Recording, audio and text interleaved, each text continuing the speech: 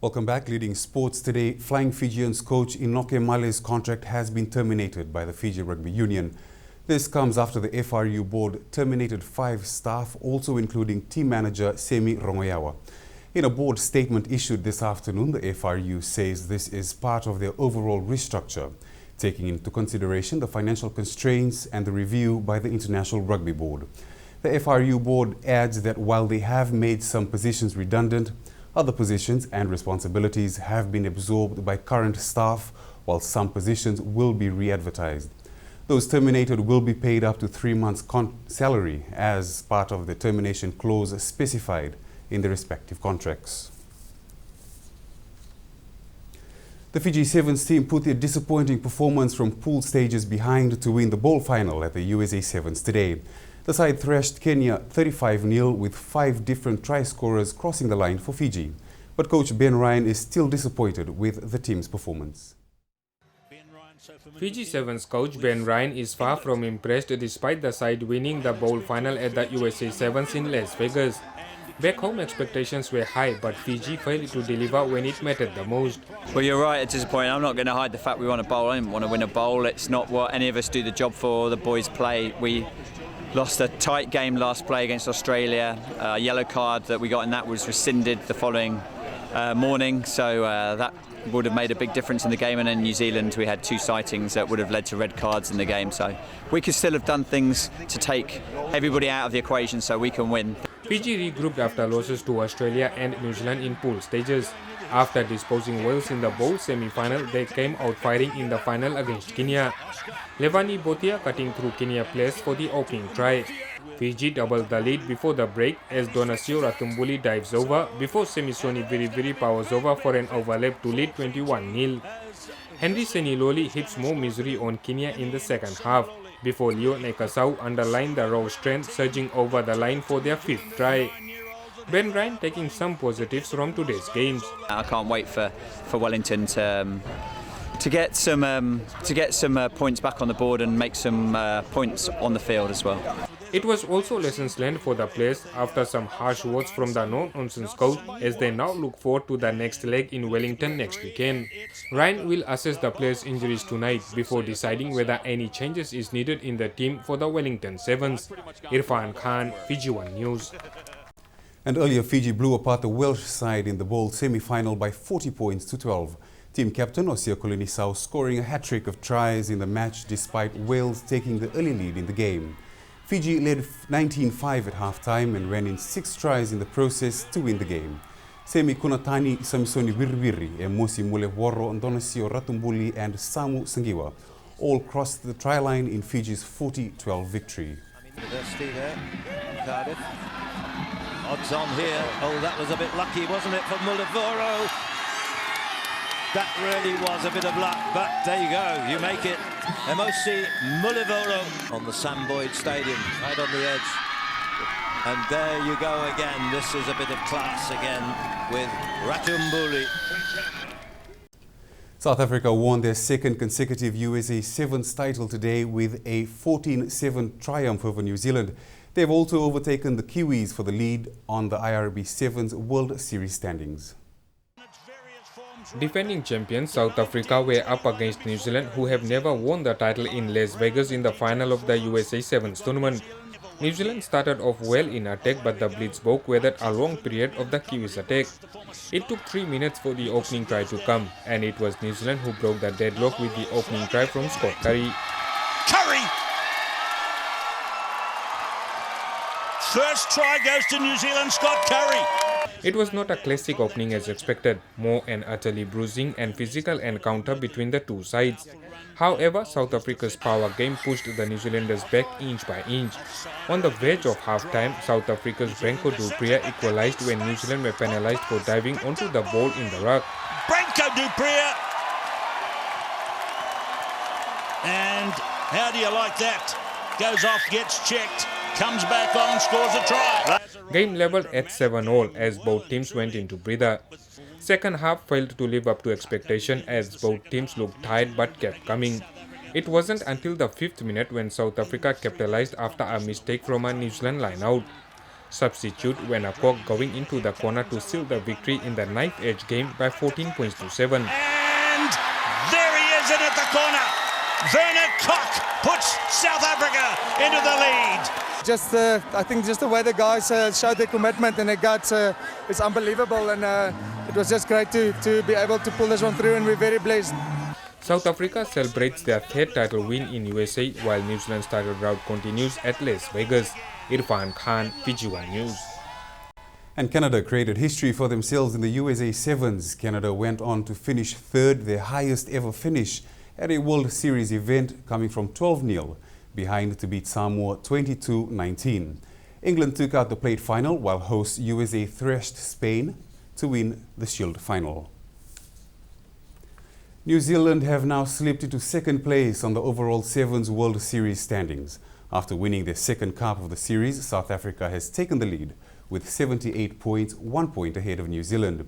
Fiji sits in third place on the ladder, 22 points behind the champs South Africa, and remains in the hunt for a series title. England collected 13 series points to take their tally to 53 for the season, in fourth place. Samoa has jumped to fifth place on the standings. The Wellington Sevens pools were also drawn during the final of the USA Sevens. Champ South Africa is top-seeded in Pool A and will face Wales, Portugal and defending champions England. Fiji is rated second in their pool after being drawn with host New Zealand, Spain and France. Canada, who finished third in USA, tops Pool C and will line up against Argentina, Scotland and USA in the group stages. Samoa heads Pool D with Australia, Kenya and Tonga completing that pool. The Wellington Sevens will be held on February 7th and 8th. The Suva and Rewa football teams are setting the pace in the National League competition this season. With 2 rounds completed, both teams have 6 points each, only the goal difference separating the two on the ladder. Suva were out looking for their second victory in the Fiji Sunkeeper Tuna National Football League competition yesterday. The side made a perfect start with an early goal from striker Samuela Ndunru. But their celebration was cut short when Simone Domoni's attempt deflected off Suva defender Chalen Roloa into his own goal mouth, levelling the score at 1-1. Ndunru got his second, beating Navua goalkeeper Sheikh Moshin with his timely header for Suva to lead 2-1. Rising extra Nikhil Chand ended Navua's hopes with a penalty to win the match 3-1, sealing their place on top of the National League standings. But it was a different story at Ratudakambau Park for the host Rewa against Lautoka. The Blues took the early lead in the 13th minute from an own goal by Puasa Bainivalu with goalkeeper Akula Matesuva off-guarded. Lautoka mounted pressure on Rewa defence and went 2-0 up on 28th minute after a strike from Dave Randringai. Rewa made a strong comeback in the second half with striker Yosefo Verevo reducing the deficit before Kelepinganga equalised as they kept pressure on Lautoka. Verevo again on target, producing a clinical finish to secure Rewa's second straight win in the competition. Rewa with this win lies in second place on the league standings. Irfan Khan, Fiji One News. The top 4 teams in the English Premier League will face one another after the draw was made for the 5th round of the FA Cup. Chelsea beat Stoke 1-0 in the 4th round this morning and will now take on Manchester City, while Arsenal will play Liverpool. Holders Wigan Athletic play Cardiff City and Everton play Swansea City. Football League fans dream of a chance to take on the Premier League's finest on home soil in the Cup. Liverpool faced a potentially tricky trip to Championship Bournemouth, but Victor Moses snuffed out some early promise from the home side with a spark of Premier League quality. Bournemouth might have had the chance to draw level from the penalty spot, but Martin Kelly's shirt tug was missed by the referee. And they were left wondering what might have been, as less than 3 minutes later, Daniel Sturridge produced a clinical finish to secure Liverpool's passage to the next round. Their Merseyside rivals Everton were up against a team 2 leagues below them, and Stevenage were unlucky not to get an early breakthrough. It cost them. They couldn't clear their lines as Everton capitalised on their first chance to take a scruffy lead through Stephen Naismith. Everton were shaken when their midfielder Brian Oviedo suffered a nasty leg break in the first half. But the Premier League side remained composed, and although Stevenage deserved more for their efforts, Everton wrapped up a 4-0 victory. Arsenal also eased into the FA Cup 5th round with a comfortable 4-0 victory over League One side Coventry. at the Emirates Stadium. Without a trophy of any sort in 9 years, Arsene Wenger played his top side and they didn't take long to strike. Chance here for Podolski round the keeper, and he's finished it brilliantly. Flipped on by Mertesacker and headed home. Podolski's got his second.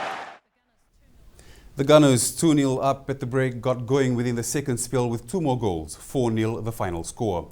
Arsenal next play Southampton in the Premier League on Wednesday. Netball Fiji officials have met over the weekend and a decision has been made on the coach's position. Despite doors closing for her here on the local arena, it's not the end of the world for national coach Unaisi Rakoura. As much as she would have loved to lead the Fiji Pearls to the Netball World Cup next year, national coach Unaisi Rakoura is highly likely to give up her reins to her successor. Rakoura confirms she met with Netball Fiji officials over the weekend. A decision has been made that the Fiji Sports Commission have made a decision that they want an overseas coach for Fiji Netball. And they've told me that, and despite Netball Fiji's effort. The soft-spoken outgoing coach says that there is an end to every good thing. And it was her love for the sport and companionship with the girls that kept her going.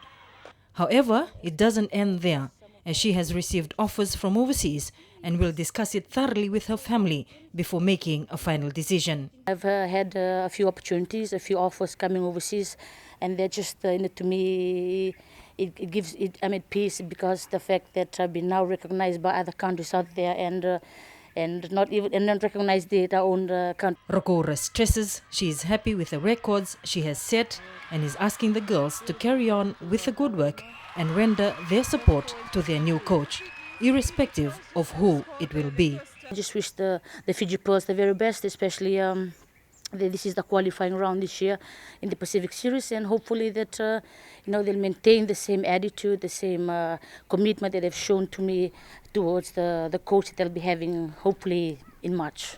Selina Navuso, Fiji One News. The Super Volleyball team walked home $2,000 richer and stamped their mark again as the champions of volleyball in the Central Eastern Division. The Suvo men's side outclassed Raiwai in 3 straight sets, while the women's side defeated security forces to walk away with the Vulotha trophy. Team officials are happy and believe they are on track to achieving their goal. It was a target that we had set towards last year. We want to win back the 3 titles in the men's division. Praketekete adds there is no time to waste, and he has reassured players that last week's win is now history and they should lift their preparations for upcoming tournaments.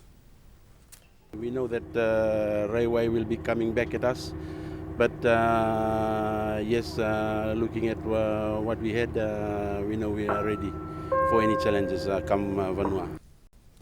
Switzerland's Stanislas Wawrinka won his first Grand Slam title with victory over an injury-hit Rafael Nadal in the Australian Open final last night. Wawrinka withstood a fight back from the world number 1, who was struggling with a back problem, to come through 6-3, 6-2, 3-6, 6-3. The 28-year-old becomes only the second Swiss man to win a Grand Slam singles title after 17-time champion Roger Federer.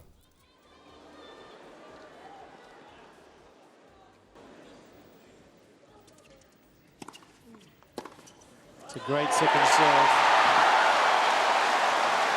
It sets up 3 opportunities for the 28-year-old to do something that his good friend and fellow countryman has done 4 times at Melbourne Park, to capture the championship.